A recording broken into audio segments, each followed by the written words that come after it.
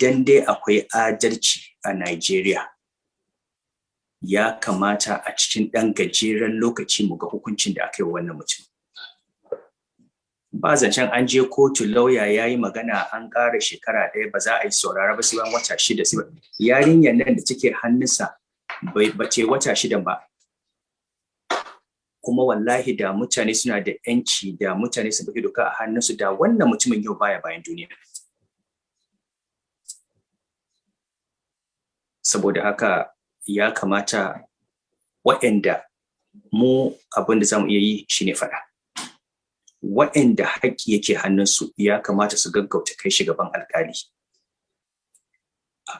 A gabatar da waɗannan hujjojin da aka samu a kansa. Ba tare da ɓata lokaci ba a yanke masa hukunci, kuma hukuncin nan a zartar da shi a baina jama'a kowa ya gani a